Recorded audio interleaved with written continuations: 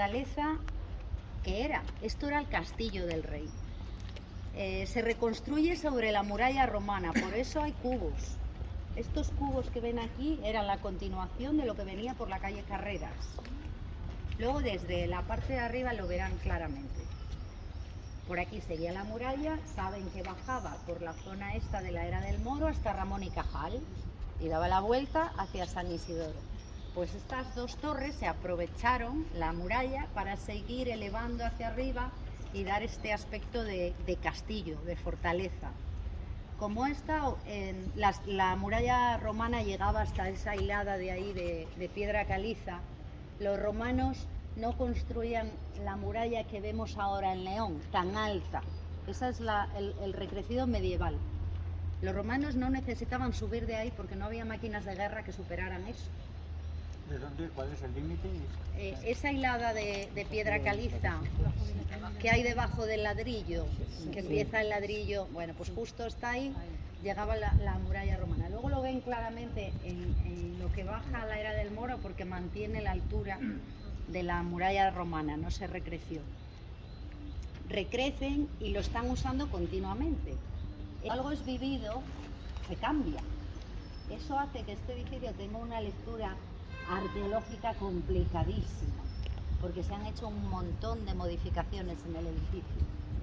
Si vemos, por lo que nos han dicho los especialistas en la materia, que hay modificaciones claras del siglo XVI y del siglo XIX, es decir, de la época de Pedro de Franqueza y del siglo XIX cuando se convierte en prisión provincial. ¿Cómo lo vemos visualmente? Hay unos ladrillos muy estrechitos que parecen losetas de cerámica. Ese es el ladrillo que se utilizaba en el siglo XVI, que no tenía pues la bovedilla que tiene el ladrillo actual. El otro ladrillo, que es más ancho, es ladrillo del siglo XIX. No se utiliza hasta el siglo XIX. Pero claro, ellos reutilizan piedra, bolo, que se les ha caído de la zona esta de la muralla, reutilizan cosas. Entonces vemos tan pronto cosas romanas por el medio como material del siglo XIX.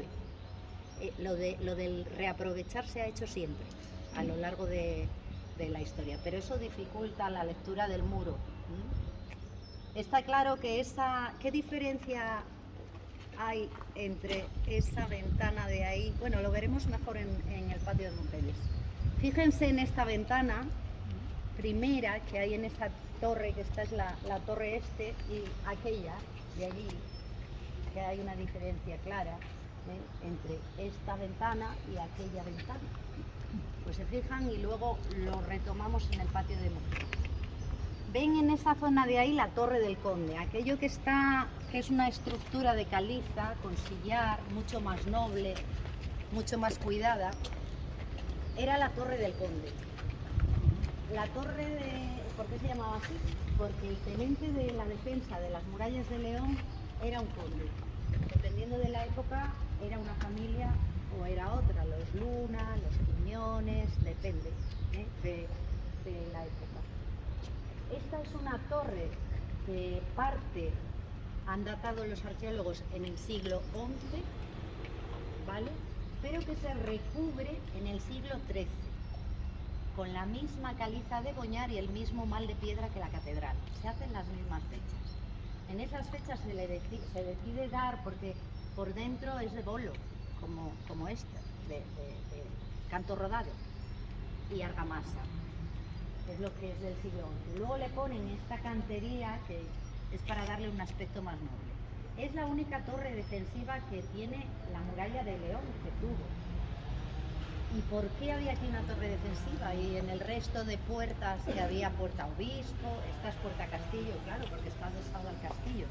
¿Por qué no había torres defensivas? Y aquí sí. ¿Qué se les ocurre? Esta era una zona de llanura. Se dan cuenta que saben que aquí había una presa, la presa del Moro, que iba hacia el Molino Sidrón. Es una zona baja de llanura. El resto de puertas están más altas. Ya la naturaleza permite defenderlas mejor. De hecho, por aquí entraron los franceses y por el resto de puertas no. Era la puerta más débil. por el entorno geográfico. Estaba abajo, en la parte baja, desde la llanura se entraba perfectamente. Entonces por eso aquí había una torre defensiva, que luego subiremos y si quieren acceder al interior, está el patio del fantasma dentro y pueden acceder al interior. Eso es una cosa que habitualmente no se puede hacer solo en esta jornada, por temas de circulación de personas.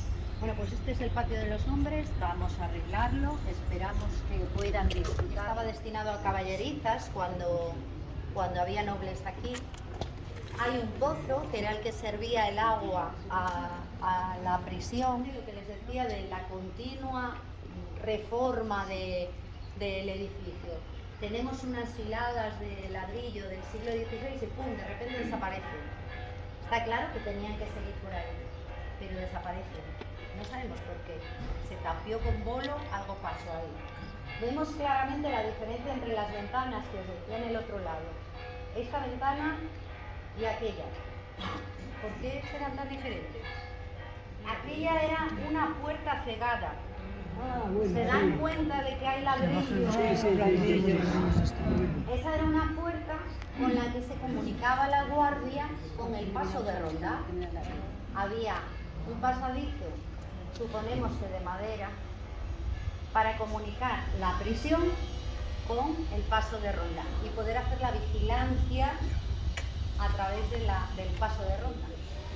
Bueno, pues esas modificaciones hacen que esto sea muy difícil de leer, aunque están preparando un estudio a ver si nos dan más luz de la que tenemos actualmente con respecto al edificio.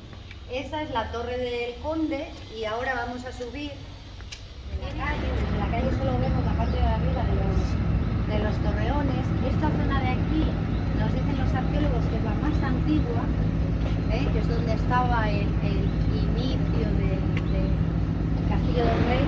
Luego ya todo se recrece y se hace más grande. Y son las únicas ventanas que no tienen verjas.